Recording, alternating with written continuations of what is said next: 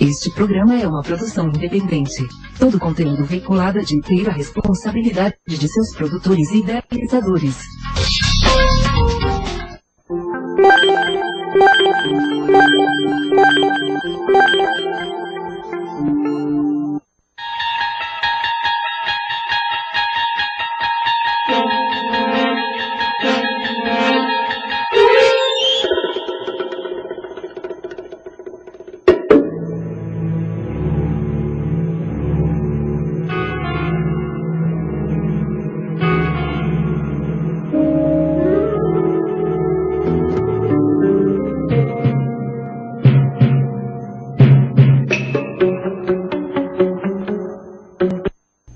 Boa noite, começa agora o Web Divan, nosso programa semanal sobre psicologia aqui da AltV. Eu sou Renata Antonelli, a Tata no chat pra vocês, meio fanha, meio rouca, mas eu continuo sendo a Tata do chat pra vocês.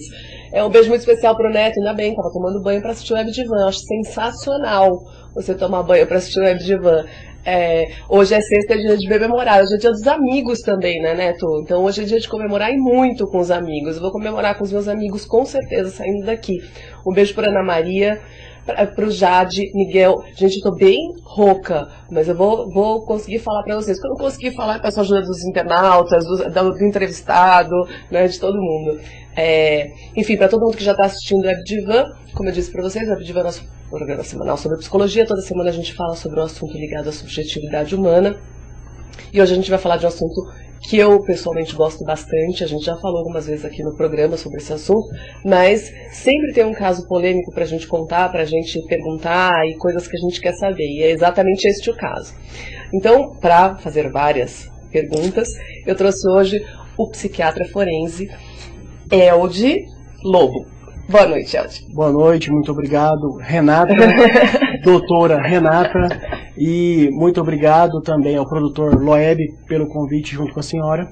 E é o sonho de quase todo profissional de saúde mental passar pelo menos uma vez pelo seu programa, que é bastante respeitado, bastante importante, tanto pelo internauta como também pelos seus colegas profissionais de saúde mental. Obrigada, Elde, obrigada. O doutor Elde é psiquiatra forense, como eu disse para vocês.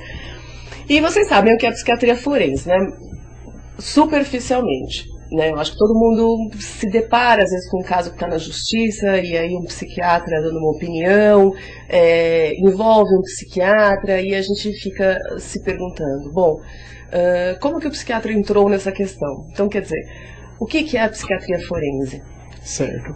A psiquiatria forense, Renata, é uma área do conhecimento que é uma subespecialidade da psiquiatria, que é uma especialidade médica, que trabalha junto também com outras áreas do conhecimento, como com as suas colegas psicólogas, e no Brasil temos usado psiquiatria forense e psicologia jurídica, que geralmente se interagem, porque nós dependemos muito de avaliações por parte dos psicólogos, que são os testes, os instrumentos de avaliação, para verificarmos, por exemplo, inteligência, periculosidade.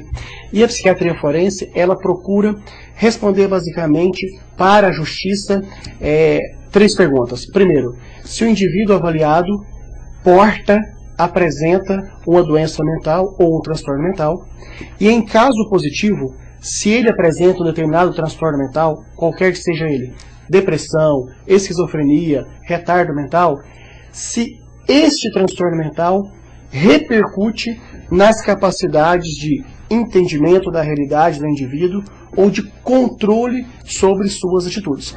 Então, a psiquiatria forense, junto com a psicologia jurídica, avalia se o indivíduo porta um determinado transtorno. Se não porta, já acabou o nosso trabalho.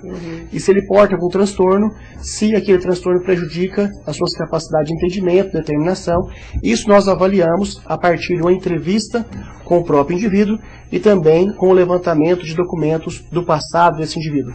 Prontuários, registros de psicoterapia que possam ser disponibilizados pela justiça, boletins de ocorrência, a sua história judicial e assim por diante. Infelizmente, doutora Renata, nós somos chamados e geralmente reconhecidos para as questões que envolvem crimes muito graves, que repercutem na mídia, mas temos também uma atuação, digamos, mais soft, mais leve. Por exemplo, para avaliar se o indivíduo deve ou não ser interditado, ou seja, se ele deve ou não ter os seus direitos de casar, votar, dirigir, comprar, vender, limitados ou não. Então, também fazemos esse tipo de avaliação para sugerir e o juiz vai acatar ou não essa avaliação. E recentemente, doutora, temos também feito bastante avaliações de saúde mental ou doença mental e trabalho. Se o indivíduo teve um adoecimento, se esse adoecimento está associado ou não ao trabalho. Daí temos, por exemplo, pessoas que trabalham com carro forte, que são assaltadas, sequestradas e que passam a desenvolver uma doença mental chamada transtorno de estresse pós-traumático. Portanto, vamos responder para a justiça, na área trabalhista, se o indivíduo passou realmente a portar aquela doença em função de um evento no trabalho. Por exemplo, um assalto. E, por exemplo, se... na verdade, né, seria um jeito de fazer com que essa pessoa tivesse o seguro-desemprego, então ele foi assaltado, está com estresse pós-traumático. Laudo positivo, está com estresse pós-traumático, sugiro tratamento X, Y, tanto tempo, tal medicação, psicoterapia ou não, enfim. Depois de tanto tempo, uma nova avaliação. Esse período ele fica sem trabalhar, né? É para isso que também serve, para proteger o funcionário, por exemplo? Exatamente. Proteger o funcionário e também, muitas vezes o empresário, doutora Renata, tem dificuldade de entender isso, mas proteger também a própria empresa. Porque um indivíduo adoecido trabalhando, ele tem maiores riscos de erro no trabalho, de acidente no trabalho e de causar repercussões negativas para os próprios clientes desta empresa. Nesse caso, por exemplo, o indivíduo que anda com arma de fogo, se ele tem um adoecimento mental importante, é importante tanto para ele, como para a família, a sociedade e também para a empresa dele, como a senhora falou, que ele fique afastado até fazer o seu adequado tratamento medicamentoso, psicoterápico, com a psicologia e até outros, tipo terapia ocupacional e algumas exceções até ser internado para sair da crise. O Neto pergunta o seguinte: quais os reflexos das doenças físicas sobre o comportamento dos pacientes? Pergunto, hoje teve mais um maluco atirando nos cinemas dos Estados Unidos, eu acho que era isso, né, Neto? Dos Estados Unidos. Estados Unidos. Paciente está neste caso, então assim, quais os reflexos das doenças físicas sobre o comportamento dos pacientes? Eu não entendi a pergunta. Então assim, mas de uma forma geral, assim, que doenças físicas, ao meu entender, vê se é isso, Neto, depois você me fala, traria uma alteração no comportamento do paciente. Psiquiátrico ou não, Neto, que faz alguma coisa ou não. A gente pode falar enquanto você me responde, eu não entendi muito bem, essa questão do maluco atirando nos cinemas, né? Sempre que a gente escuta uma história de um homem, de uma pessoa que tirou, né, assim, livremente nos cinemas, ou não, né, ou não livremente, mas que atirou e matou pessoas propositalmente, sempre vem uma ideia de uma psicopatia, né, de um sujeito, vou resumir bastante aqui, você tem notas Fique à vontade. que não sentiriam culpa. Um sujeito que não sente culpa, então ele vai lá, mata e não sente a culpa. Por isso ele consegue fazer isso. A gente tem uma culpa, né, bem internalizada, a gente não mata, em geral, pessoas, né? É sempre isso, ou não necessariamente? Então, por exemplo, se não é um caso de vingança, se é um caso mesmo de um comportamento de atirar e matar pessoas, sempre é uma sociopatia, uma psicopatia? Pergunta super inteligente, como era de esperar vindo da senhora, e complementando do internauta, que também foi super bacana.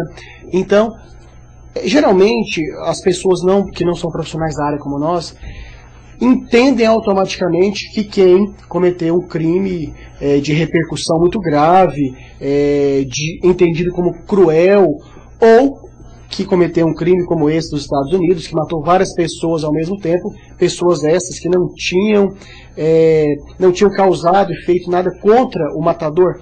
Então as pessoas geralmente tendem a já taxá-la como doente mental, como louca, como incapaz de entender a realidade.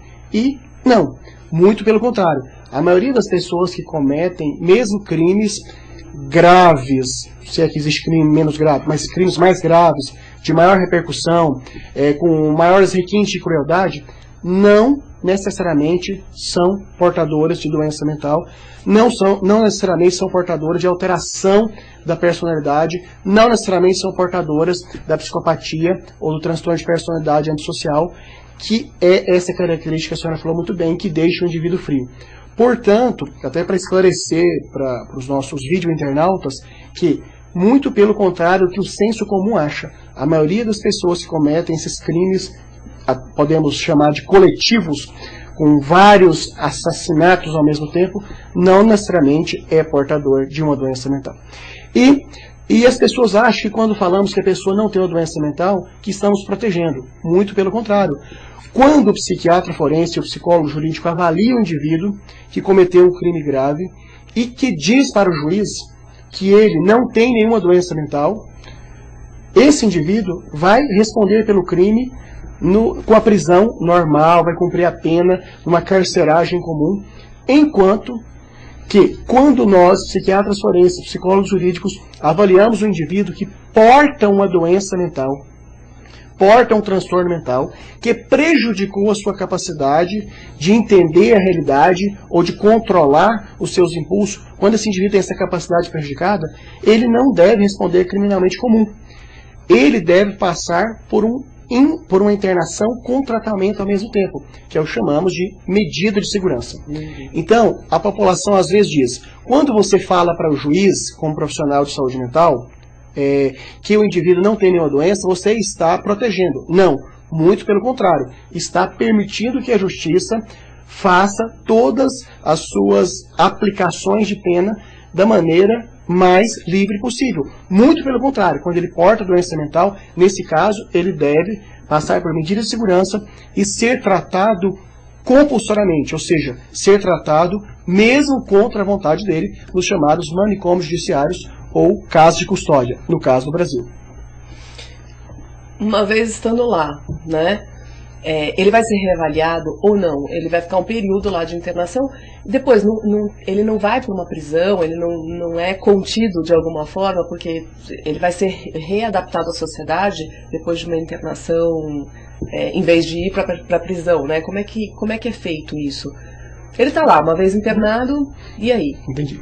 Super boa pergunta e também bastante esclarecedora para a comunidade. Até porque a doutora sabe a resposta. Então, Renata, quando o indivíduo é levado para o manicômio judiciário ou casa de custódia, o objetivo inicial e permanente é tratá-lo do ponto de vista medicamentoso, psicoterápico, de terapia ocupacional, de atividade física, de atividades lúdicas. O objetivo é usar todos os meios de tratamento possíveis e reavaliar esse indivíduo periodicamente, ou seja, de tempo em tempo, por exemplo, de 5 em 5 anos, para verificar através de avaliação psiquiátrica forense, psicóloga jurídica e do assistente social, se o seu grau de periculosidade, se o seu grau de risco para a sociedade foi diminuído. E em sendo diminuído, esse indivíduo pode sair do sistema de tratamento fechado para um tratamento inicialmente parte fora do manicômio judiciário, parte dentro, e se isso não vai melhorando, prosperando, seu comportamento permanece com adequação contínua, se ele vai permanecendo bem, ele acaba fazendo o tratamento só fora do sistema de internação e, felizmente, alguns voltam a trabalhar, têm uma vida absolutamente normal. Ou seja, mais uma vez, doutora Renata, eu quero, né, aqui a senhora está como jornalista, como talk show, então nós queremos e acreditamos que muitas pessoas podem ser tratadas, recuperadas, como a senhora disse, reinseridas. E aqueles que pelo grau de periculosidade avaliada, ao longo do tempo mantém esse grau de periculosidade, deve se manter internado para proteger inicialmente a ele mesmo, a sociedade e a própria família dele. Uhum. Então, eu acho que na tua resposta está exatamente a resposta dessa pergunta. É por isso que todos querem alegar um problema mental, né? Porque, de alguma forma, sabe que é um meio de sair, né, do manicômio. Não que vá conseguir ir para o manicômio judiciário se não tem uma avaliação positiva. Nós, enquanto psiquiatras forenses e psicólogos jurídicos, a maior parte do tempo nós trabalhamos auxiliando advogados. E não é incomum, doutora, muitos advogados, operadores do direito, nos procurarem querendo que enxerguemos, percebamos doença mental em indivíduos que até têm alguns comportamentos um pouco diferentes da média, mas que não correspondem a pessoas portadoras de transtornos mentais. Logo, não vão para a justiça receber o benefício de se tratarem no manicômio judiciário, numa casa de custódia. Vão ter que cumprir pena ou outra medida jurídica como pessoa com ausência de doença. E outro detalhe, doutora, não é porque porta a doença que vai para o manicômio judiciário. É se, além de portar a doença mental, se essa doença, no momento daquela ação que está sendo avaliada, impedir o indivíduo ou de entender o fato criminoso que ele realizou, ou se o impedia de controlar-se diante daquele fato. Então, além de portar o transtorno mental, esse transtorno mental, para ter algum alívio de pena para o indivíduo, para receber tratamento, aquele transtorno mental precisa, naquele momento do crime, ter comprometido a sua capacidade de entender-se ou de determinar-se, ou seja, de controlar-se. Antes de te perguntar alguns casos específicos, né, aí da mídia, vou te fazer uma pergunta. Ô Neto, não faz isso, Neto. Eu vou ter que te dar uma avaliação se você fizer isso. Ele falou assim, eu posso sair na rua pelado e dizer que estou com problemas mentais? Pode. Pode. Vão achar que você tá mesmo, né? Pode. A Ana fala o seguinte, seria considerado um psicopata esse indivíduo que mata e não sente culpa? Inclusive, a doutora até deu uma palhinha há uns 10 minutos atrás. De fato, a principal característica do chamado psicopata ou sociopata, que são nomes já menos usados e já substituídos pelo termo técnico portador de transtorno de personalidade antissocial. A característica principal desse indivíduo, de fato, é isso. Ele não ter a capacidade interna de sentir remorso ou pena ou dó, ou de colocar-se no lugar do outro que está em sofrimento. Então, em uma avaliação de um determinado momento, o avaliado, o periciado, portador de sociopatia, psicopatia, transtorno de personalidade antissocial, tinha assassinado uma senhorinha. E ele respondeu para o perito, mas ela era uma bobinha, então morreu, eu matei porque era muito bobinha, então outro iria fazer isso. Então, é um indivíduo que realmente tem limitada ou ausente a capacidade de se colocar no lugar do outro ou de ter percepção de sofrimento do outro. Esse é um discurso comum, né? Em filme, por exemplo, né? Quando apresentam um sociopata, fazem o personagem de um sociopata, o sociopata sempre fala isso, né? Matou, mas eles não serviam para nada, né? Ele sempre tem uma resposta nesse sentido. Mas é o outro, não se coloca, não empatiza com o outro. O outro é o outro. Se serve, serve, se não serve, não serve. Na verdade, a psicologia entende a sociopatia, o sociopata como um indivíduo que não consegue sentir o sentimento. Então ele sabe o que é culpa, medo, todos os sentimentos, né? Amor, os sentimentos tanto positivos quanto negativos. Mas ele não sente o sentimento. Então ele é capaz de falar, eu te amo, mas ele não sabe o que é amar. Concordo plenamente, tem uma consonância aí absoluta entre o que eu penso e o que a senhora está afirmando. De fato, é isso mesmo, que trata-se dos conhecimentos mais novos e mais recentes do entendimento desse tipo de comportamento humano.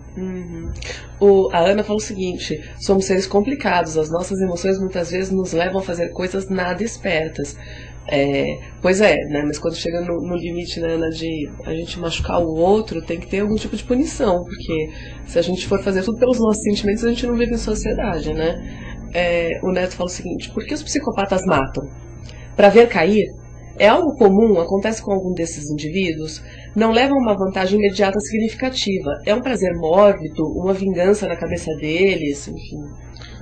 Ok, Neto, geralmente, como Neto e a maioria das pessoas tendem, sabiamente, a entenderem que o psicopata é só um indivíduo que mata, que assassina friamente, Neto, existe também várias outras modalidades de psicopata. E o lugar onde tem mais psicopata, Neto, infelizmente, é no trabalho. Então, o psicopata, o antissocial, o indivíduo portador de transtorno de personalidade antissocial, é um indivíduo, como a doutora falou muito bem, ele não modula, não tem a capacidade de sentir o sentimento, e não é só matar, mas é trapacear, causar prejuízos financeiros, morais, é usar de estratégias desonestas, desumanas, inadequadas, não aceitas eticamente para subir de cargo, para angariar status social, para conseguir um determinado posto político, e nem sei porque eu falei político, então, doutora... Porque a gente provavelmente estava conversando aqui de inconsciente para inconsciente, eu estava pensando assim, será que eu falo ou que eu não falo? Tem muito político sociopata, ou com uma conduta de personalidade, enfim, né? Eu falei, eu acho que eu não vou falar, né? Não vou falar do político. Aí você fala, é isso, é isso.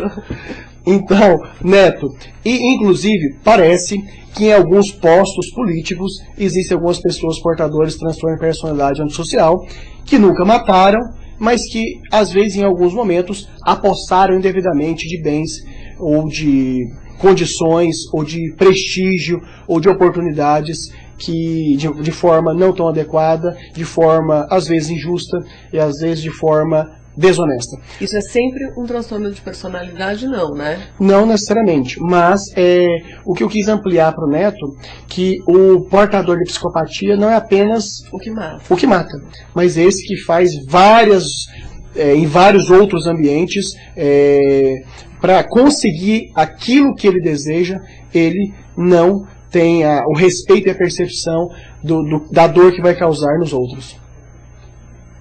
Pergunta aqui para você um comentário do Jefim, fala assim, para mim não existe outra coisa, pessoas... Jefim, não entendi nada do que você falou, a gente está falando de psiquiatria forense. Volte com a gente, um beijo muito especial pro Babu, que está aqui. Beijo pra você, Ana, que ainda não te mandei um beijo ao vivo, e pro meu amigo, o Gui Vilazante, que tá aqui também na Abdivan. Querido, feliz Dia dos Amigos. Hoje é Dia dos Amigos, sabia, doutora? Soube, até recebi algumas mensagens. Ah, que bom, que bom. Você não tá à margem da sociedade, né? Você já recebeu 9 da noite, o doutor já recebeu mensagem, lógico, apresentadora. Acho que esse é o segundo ano, eu não sei se antes eu não tinha amigos ou se não tinha tradição, porque esse é o segundo ano que eu sou cumprimentado pelo Dia do Amigo. Eu acho que as pessoas não tinham esse costume, né? Acho que a gente está mais... Ou o doutor há 2 anos atrás não era esta pessoa que está aqui, tão simpático, ou a tradição mudou, vamos colocar dessa forma. Eldi, me fala uma coisa, nesse caso mais recente, né? O último picadinho que tivemos em São Paulo, né? Pelo que eu soube até agora, né, não teve uma avaliação ainda formal, psiquiátrica. Está sendo avaliada, né? Ela está sendo avaliada. Pelo que aparece na mídia, então vou te dizer pelo que eu li da mídia, né? Não seria um caso de sociopatia, né? Eu entendo, Renata, que não é um caso de sociopatia. Por quê? Porque geralmente me parece mais, e logicamente que eu estou inferindo, estou supondo, nunca avaliei, nunca conheci, nunca conversei, então apenas tomando alguns fragmentos da mídia, de entrevistas, não me parece um crime de psicopata.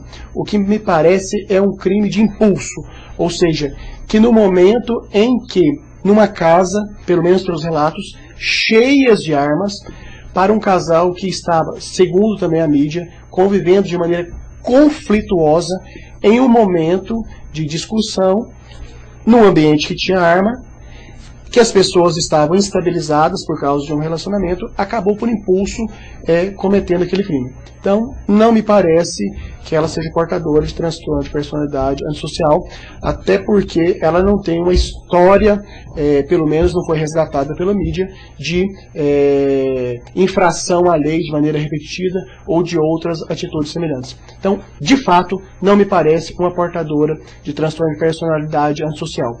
E se isso se confirmar, vai confirmar também aquela outra explicação que eu dei, acho que foi para o Júnior, de que não é todo mundo que comete um crime grave de repercussão nacional ou internacional que porta transtorno de personalidade antissocial. Muito pelo contrário, é a minoria das pessoas que cometem esses crimes que são portadores de sociopatia.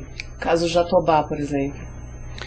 É outro caso que também eu não avaliei os periciandos, os acusados incriminados, não os avaliei, mas eu também entendo que nenhum dos dois acusados e incriminados são portadores de transtorno de personalidade antissocial, psicopatia. Entendo que não são portadores.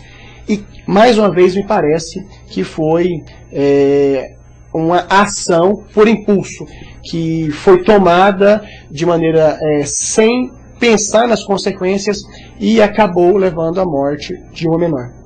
Não era para matar, seria isso? Então, tipo, num primeiro momento, uma briga, que nem, né, esse último caso, uma briga, e que a finalidade não era matar. É diferente não que ele seja psicopata, é diferente de um menino que entra no cinema e sai atirando.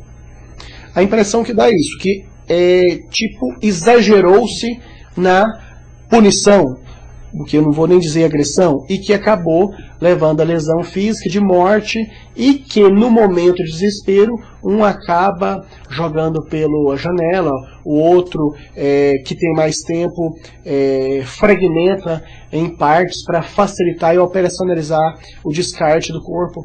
Então, os dois casos citados eu não entendo que foram cometidos por pessoas portadoras de sociopatia. Existem maneiras de prevenir crime. A principal delas é não ter arma de fogo. Portanto, eu acho que apenas a presença de inúmeras armas de fogo em casa já se torna um fator de risco importante para violência com arma em casa. Uhum. Não se deve ter arma em casa, então. Eu recomendo que, se não é uma pessoa que não pratica esse esporte ou que não seja um profissional da segurança, que eu acho que é inadequado. Até porque, geralmente, as pessoas que manuseiam arma, que não são profissionais ou que não são esportistas da área, passam a desenvolver uma falsa ilusão que com aquilo podem se proteger. E o que tem várias pesquisas mostrando que é uma impressão falsa, que na verdade traz mais riscos do que benefícios de defesa. Uhum. A minha pergunta foi menos técnica ainda, você respondeu muito bem para a pergunta que foi. Não se deve ter arma em casa? Lógico que não, né? Mas a pergunta foi assim, eu estava pensando no seguinte: quantas vezes a gente já não teve, né, brigas ou discussões ou raiva, vontade de matar aquela pessoa, né? Nossa, eu tô com vontade de matar você hoje. Todo mundo, né? As mães com os filhos com os pais e por aí vai. Irmãos, então, assim, né, quando não fazem, não tentam mesmo, né? Tem irmãos que tentam mesmo. Mas quantas vezes a gente já não sentiu isso? Qual é a diferença da pessoa que pega a arma e mata e da pessoa que sente vontade de pegar a arma e matar e não mata? Eu sei que a diferença é o crime, mas, né, o que leva uma pessoa a fazer isso e outra pessoa a não fazer isso, psiquiatricamente falando? Certo.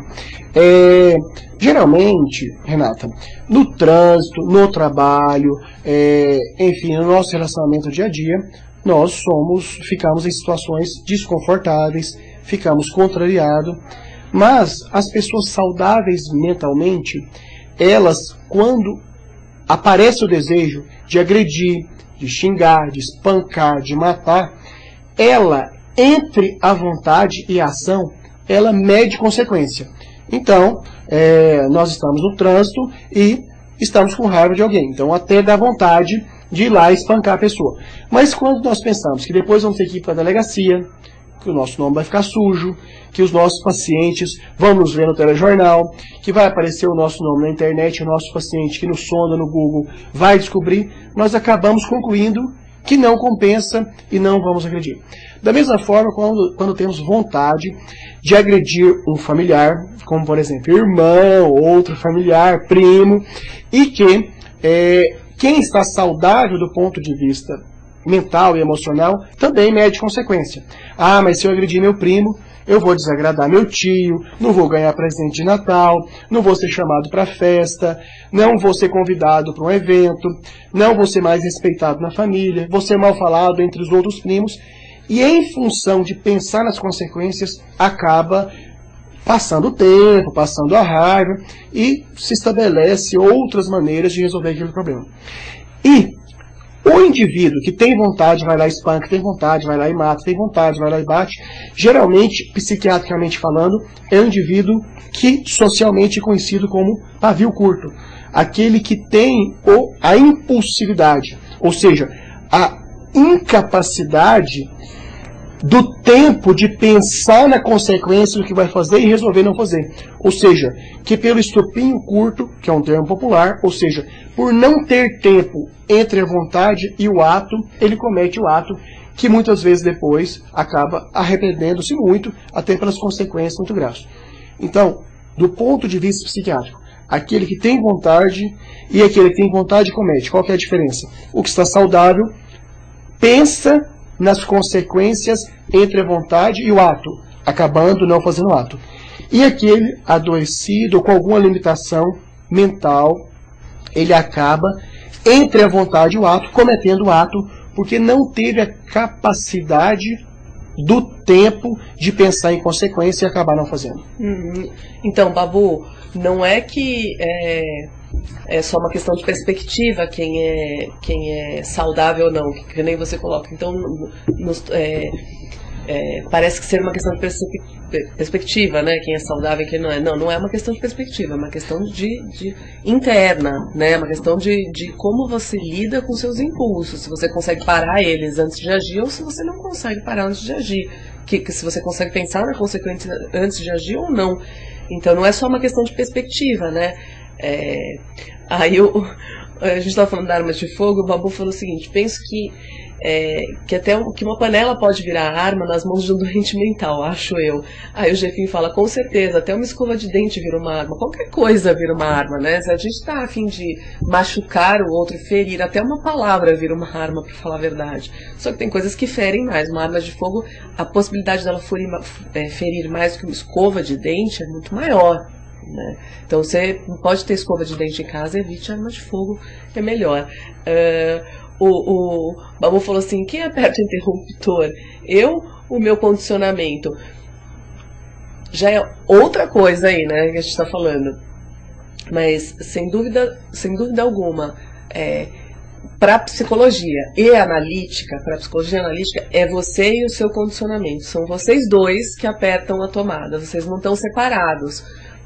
Vocês vivem numa sociedade onde tomada é um hábito, a gente, né, vive, precisa da tomada, a gente precisa ligar a luz, apagar a luz, o interruptor, enfim. Ligar ou não faz parte de você, né, naquela situação, pensando que eu tenho que acender ou apagar a luz, mas o condicionamento, a gente foi condicionado a pôr o dedo lá e sabe que aquilo...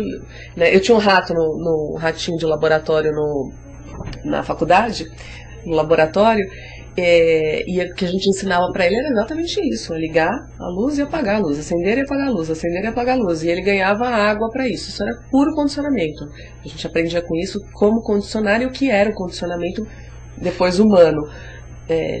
Mas cadê o teu eu? Tá aí junto, apertando com você o interruptor. Então é eu e o condicionamento. Não sei se a psiquiatria vê dessa forma. Concordo plenamente. É um modelo de pensamento comportamental que eu concordo plenamente.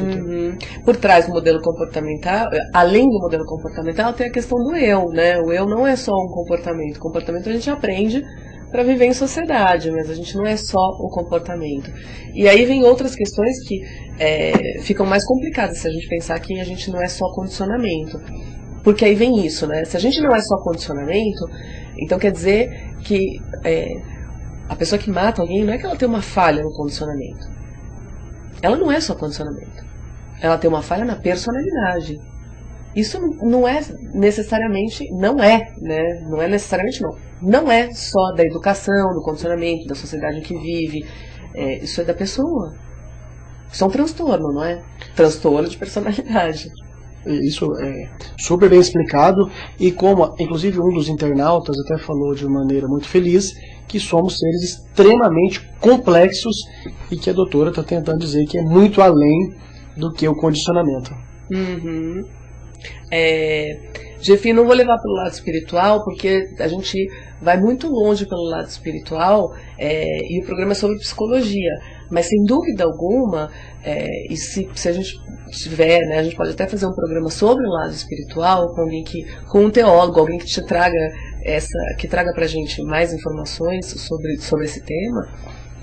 Mas isso é uma outra área que não dá pra gente misturar agora psiquiatria, psicologia e espiritualidade, né? Fica muito mais complicado. Mas eu, pessoalmente, acho que sim, eu acho que existem questões espirituais que muito provavelmente atuam, né? Nossa alma é composta do nosso espírito também, nosso ser é composto do nosso espírito, então provavelmente atuam. Agora, a gente não pode trabalhar na ciência em cima da espiritualidade, a gente vai trabalhar no que a gente separa para conhecer, né? A ciência, ela é departamentalizada. Saiu rouca, mas saiu. O que os meninos estavam falando, e que eu concordo, que a gente tem que tomar cuidado, é não colocar tanta força em armas, quando na verdade uma pessoa... Imagina, você deve ter histórias de pessoas que matam de qualquer forma, né? Não precisam de armas para isso. Um caso que eu citei aqui, Jatobá, né? Não teve arma de fogo, né? Teve espancamento, provavelmente. Espancamento. Nem sempre é uma sociopatia, a pessoa que espanca a outra. Nem sempre é uma sociopatia. Psicopatia, para dizer melhor. Nem sempre, muito pelo contrário, na minoria das vezes é isso. Porque entender que tudo que é crime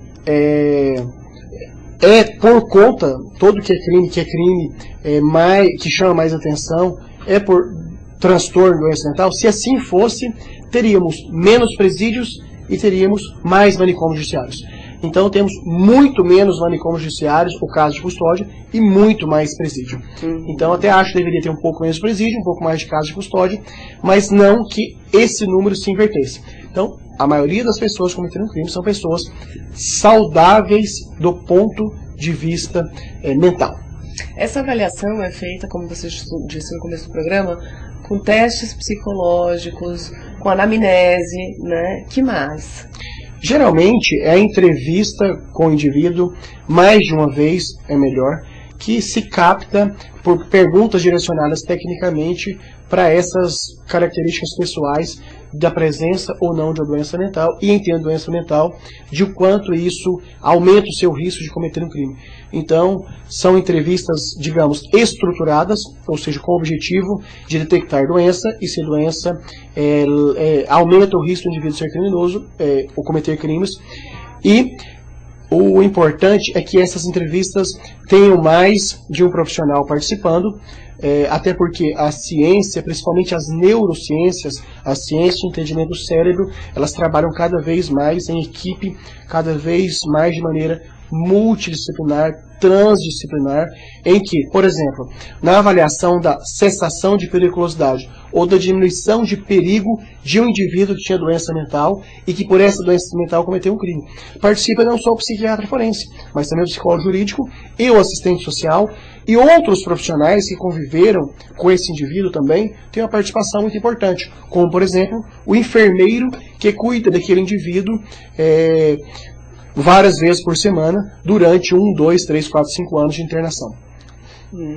O Babu pergunta o seguinte, o que é anamnese? A anamnese é coletar os dados de vida do indivíduo até aquele determinado momento. Então, quem é esse indivíduo? Nasceu de parto normal? Não. Quem era essa mãe? Quem é esse pai? Fazer um histórico do paciente. Os médicos focam, né, no histórico médicos, psicólogos no histórico psíquico, mas todos pegam um pouquinho dos dois, né, para entender quem é esse indivíduo. O assistente social também. A gente vai fazendo vai completando a história do indivíduo com a anamnese, né? Exatamente. Então, até devido a essa complexidade, mais que uma opção, é uma necessidade do trabalho em equipe sempre. Com certeza. Eu fiquei pensando aqui, né? Eu até te falei quando a gente estava ainda fora do ar, que o Dr. Guido Palomba já veio ao programa, e eu já perguntei para ele sobre 2 casos que são casos muito conhecidos, que é do Maníaco do Parque, chamado Maníaco do Parque, e Lindenberg. né? Maníaco do Parque. Ele foi avaliado como um psicopata. Ele é um psicopata. Ele tem várias avaliações e reavaliações que revelam que ele é um psicopata, ou seja, que as vítimas eram mortas e que ele não tinha essa capacidade de sentir o sentimento de pena, de entendimento do sofrimento do outro. Então eu nunca participei de nenhuma delas, mas tem várias avaliações e reavaliações feitas inclusive por grupo de profissionais de instituições respeitadas em São Paulo que confirmam isso. Então esse é um caso menos polêmico e jamais concreto do ponto de vista desse entendimento. O que é mais polêmico em relação ao Maníaco do Parque é que ele se transformou numa prisão eterna, ou seja, que no Brasil, não tendo esse sistema de pena, prisão perpétua, ele acabou ficando, porque ele vai sendo reavaliado e vai ficando, permanecendo no manicômio judiciário. Então essa é a parte polêmica, em que alguns profissionais questionam isso, que ele deveria já estar passando por um processo de início de convivência social para tentá-lo trazer à sociedade, e outros profissionais mais conservadores, de um pensamento mais rígido, entendem que ainda não é a hora que ele deve lá permanecer. Então essa é a parte polêmica. Eu não conheço, mas eu acho que existem, não é dele que eu estou falando, mas eu acho que existem casos que não existe uma readaptação social. A ciência, doutora Renata, infelizmente tem algumas limitações. Se as pessoas me perguntam infecção de garganta, quantos por cento resolvem? 99% resolvem com antibiótico, nós dois sabemos disso, inclusive pelos últimos dias, e uma porcentagem muito pequenininha resolve com cirurgia. Agora, quantos por cento dos casos de esquizofrenia são curados? Não são curados, apenas melhora a qualidade de vida. Quantos por cento dos casos de doença de Alzheimer são curados? Não, elas não são revertidas. Muito pelo contrário, piora ao longo da vida. Portanto, alguns comportamentos também, e a sociopatia, não existe praticamente nenhum tratamento reconhecido como sendo efetivo. Então, infelizmente, concordo com a senhora, muitos desses indivíduos vão que, de fato, precisar ficar numa correspondente prisão perpétua, mas que chama-se de medida de segurança, que vai reavaliando a cada 5 anos e mantendo esse nível de perigo para si, para a sociedade e para a família, realmente deve lá permanecer. Com relação ao Lindbergh, é o caso do ABC, né? O caso do ABC. Me parece também, não avaliei, mas pelas informações da mídia, que também não me parece portador de sociopatia. O que me parece que tratava-se de uma pessoa que, no momento de dificuldade de adaptação à falta de um relacionamento, ou de a crise de um relacionamento, acabou cometendo aquele crime. Tanto é que ele está em presídio comum, não é em manicômio judiciário. Portanto, para aquele caso eu entendo também que ele não porta, embora não tenha avaliado, pelo que eu acompanhei e das informações captadas, que não corresponde a um transtorno de personalidade, não se trata de um sociopata. No teste que aparece na abertura do programa, no teste de Rocha, que é um teste que os psicólogos aplicam muito, né? Nesses casos, então, ele é o melhor teste de personalidade que tem. E é impressionante, a gente consegue ver mesmo a diferença de uma pessoa que pode ter uma agressão e não controlar esse impulso agressivo, de uma pessoa que não vai deixar de controlar esse impulso. É impressionante a diferença no teste. Então, quer dizer, na verdade o teste foi inventado a partir dessas diferenças humanas, né? Então, assim, como eram os seres humanos que viam dessa forma, como eram os seres humanos que viam de uma outra forma. E existe essa diferença. Existe, né? Não é uma coisa assim, por isso que eu te disse, eu sou conservadora nesse sentido, eu nunca vi mudar de lado, né? Até acho que uma pessoa pode um dia perder o controle e matar alguém, mas o oposto... Ok, a senhora tem razão, e principalmente por conta dessa admitida limitação que existe em algumas partes da nossa área de conhecimento. Diferente de infecção de garganta, que eu posso garantir que tem resultado. São hipóteses, né? São hipóteses. E o exame Rorschach que a senhora citou, eu gosto muito. Ele é de aplicação exclusiva de psicólogos. Outros profissionais não podem aplicar, psicólogo habilitado e de uso exclusivo dessa categoria profissional. Eu acho que ele complementa muito e dá objetividade para a percepção que o profissional está tendo durante a anamnese, que foi perguntado o que é, quando se colhe a história do indivíduo, uma maneira de dar objetividade, realidade e medida para a intensidade desses comportamentos através do Rorschach. Então é um exame muito importante, tradicional, que várias vezes existe discussão sobre a validade dele, e toda vez que tem essa discussão, ele tem muito mais pontos positivos e de respeito do que pontos a serem questionados. Um psiquiatra forense, por exemplo, é chamado numa questão judicial de família, da vara de família, por exemplo? Muito frequentemente, doutora. Principalmente, eu tenho participado de vários casos agora nesse novo conceito de alienação parental, em que o filho está com a mãe e a mãe acusa o pai, pede ao juiz para que o filho não acompanhe o pai, que o pai não tem controle, o pai tem doença mental. Então, nesse caso, somos chamados para avaliar esse pai, para ver, junto com o psicólogo, de preferência, para ver se esse pai realmente não tem condição de passar um período com o filho, ou de horas, se tem que estar com o filho acompanhado ou não. E o sentido inverso também, do pai que está com o filho, ou do pai que não consegue ver o filho, e que acusa a mãe ou o cuidador de não ter condições de prestar esse cuidado e de ter assumido a responsabilidade sobre aquele menor.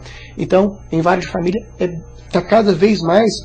E eu não sei se coincidentemente eu comecei a atuar mais nessa área depois que esse conceito de alienação parental ficou mais forte para as pessoas reconhecerem e solicitarem, como também ou não sei se de fato aumentou mais essa solicitação depois desse novo conceito. E uma outra situação também é associada à Lei Maria da Penha, de alguns maridos que agridem a esposa e que depois, através de seus advogados, procuram para saber se ele tinha ou não capacidade de controlar aquele impulso agressivo contra a mulher. Porque se ele não tinha essa condição, isso pode trazer algum alívio, e se ele tinha condição de controlar, não vai trazer alívio nenhum. E a grande informação que para a maioria dos casos de homens que agrediram a mulher, eles tinham condição de controle. Parece mais um fator cultural do que um fator de doença mental. E quando a doença mental não é necessariamente uma psicopatia. Não necessariamente uma psicopatia. Mas pode ter outro tipo de doença mental numa pessoa que agride a mulher, num homem que agride uma mulher, por exemplo. Tem o chamado, por exemplo, TEI, que corresponde a transtorno explosivo intermitente. São algumas pessoas que agridem não só a mulher, mas que têm atos agressivos apenas físicos ou com objetos, por ter essa incapacidade de medir, de pensar em consequências entre o desejo agressivo e o ato agressivo. Então tem o portador de transtorno explosivo intermitente que faz essa agressão e que, de fato, merece ser avaliado para ter um alívio de pena, porque ele tem uma incapacidade intrínseca de controlar o seu comportamento agressivo. Então, um exemplo clássico é o chamado TEI, transtorno explosivo intermitente. Muitos dos seus internautas vão entrar no Google agora para ampliar esse entendimento. Todo mundo conhece alguém que tem TEI, né? Aquele cara, aquele teu amigo que bate em todo mundo, que acha que né? Pode ser, por que não? Aquela pessoa que briga no trânsito, a um ponto de sair do carro, agredir o outro. Mais uma vez, muitas vezes são aqueles chamados socialmente do estupim curto. São os TEIs, né? São os TEIs. O estupim curto, para nós, é o TEI, um possível TEI. Sempre que tem algum tipo de briga no trânsito, eu penso, gente, tem que ter um transtorno nisso, tem que ter um transtorno, não é possível, sabe, uma briga assim, né, que uma pessoa sai do carro, sai correndo atrás da outra. Eu acho de uma agressividade, me agride ver, porque é tão descontrolado, né? Então, lógico, enfim, para uma controladora, que eu já contei para vocês, é agressivo demais. Babu, querido, Um beijo pra você. Tá mandando um beijo pra todos. Volte sempre, meu amigo. Adorei sua presença na Divã. Outro caso, que também é um caso muito polêmico, né, que é o da Suzane Richthofen, que ela foi avaliada como psicopata ou não. Eu, particularmente, pelas informações que eu tenho, acho que ela não porta transtorno de personalidade antissocial também. Estou dizendo aqui que todo mundo, quase todas as pessoas que cometeram crimes graves não portam, né? Tanto que ela está numa prisão. Tanto que ela está numa prisão comum. E que não teve nenhum benefício em função de um possível transtorno mental. Então, eu entendo que ela tem saúde mental. Tanto é que, pelo menos as reportagens mostram que ela é bastante ativa na carceragem, faz várias atividades, tem um relacionamento bom, pelo menos isso, mais uma vez, levando em consideração informações captadas na mídia. Eu já fui onde ela tá presa quando estava na faculdade, a gente fazia estágio lá. E realmente, né, todas falam que ela tem um comportamento ótimo, que ela é muito agradável de conviver. É interessante isso, né? E é difícil imaginar como que uma menina, né, agradável de conviver e bem adaptada socialmente mata os pais, né? Programa a morte dos pais. Eu fico imaginando mesmo o sentimento, a cena, né, pra mim, não pra ela, não sei o sentimento dela. Você programar aquilo e sair de casa, pensando que quando você voltar, os pais vão estar mortos, né? Que força, que ódio que tem, né, carregado aí pelos pais, porque ou ela não sentiria alguma coisa, ou ela sentiria raiva, ou algum desprezo, ou alguma, né, antipatia, ou qualquer coisa. Se ela não sentisse nada, talvez ela nem precisasse matar. Esse crime, como tem a participação de outras pessoas também, então existe essa nova matiz, esse novo desenho do crime, que não foi um crime de autoria exclusivamente única. Tá, então, isso muda como a gente vê a pessoa, né? Então, existem outras duas pessoas envolvidas nisso que influenciaram, né, na decisão dela. Que influenciaram, foram influenciadas. Então, o fato da participação de outras pessoas também, que não eram da família, biologicamente falando, traz uma diferença nessa avaliação. O que teria uma percepção diferente se ela tivesse cometido o crime de maneira, ela como autora única.